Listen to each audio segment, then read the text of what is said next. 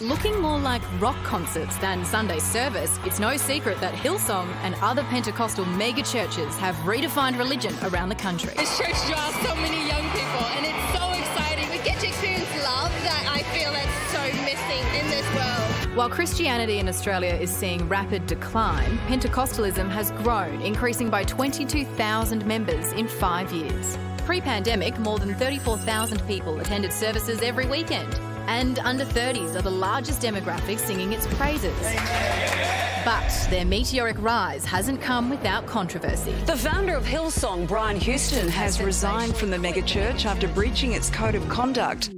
Now, TV and radio journalist Tom Tilley is revealing his experience of growing up in a Pentecostal sect, penning a warts and all account of his controversial upbringing in his memoir, Speaking in Tongues.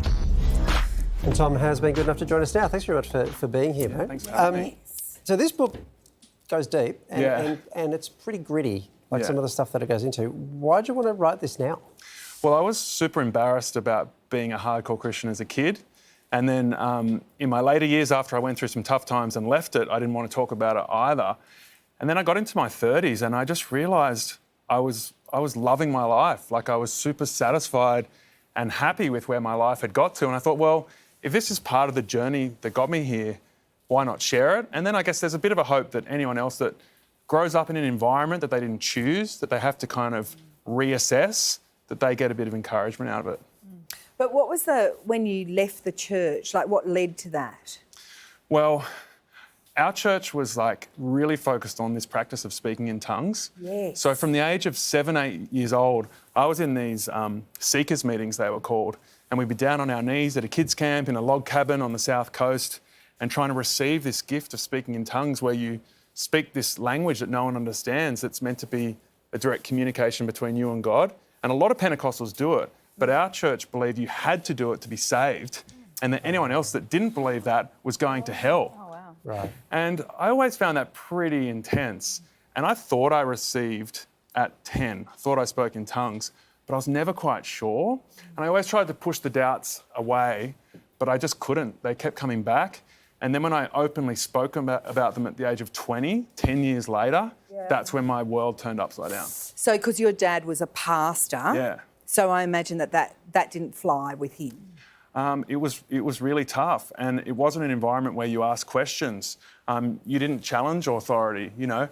I ended up a journalist where it's all about that, but as a kid, that was not an option. So, yeah, our family had some really tough years there once I started kind of shaking the foundations. What about your family now? Have they read the book? Is there a relationship? Is it? Look, I wouldn't have written this book if it was going to destroy my family. And before I even signed the agreement to write the book, I actually flew to my parents' place and showed them some of the book to see how they felt about it. And my dad read a couple of pages and burst into tears and said, "We support you and we trust you to write the book." So, yeah. Could you still speak in tongues?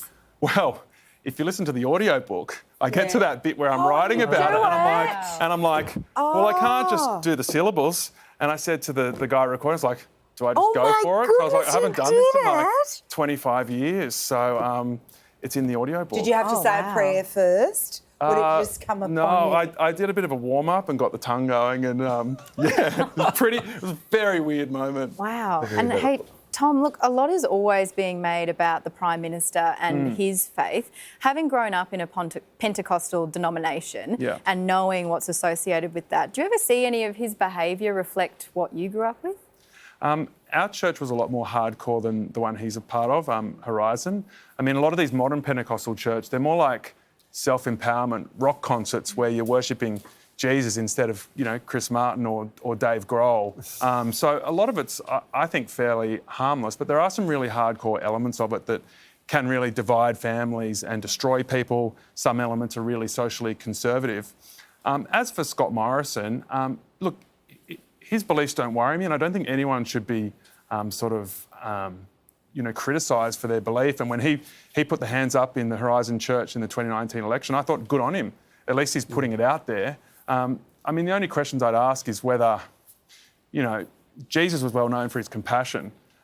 Scott Morrison, in his time as social services minister, immigration minister, wasn't so famous for that. So I'd probably rather he was a better Christian.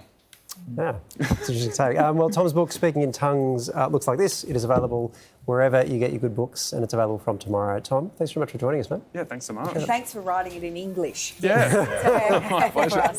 We can all We're going to ask about ham sandwiches, but we're running out of time. Right.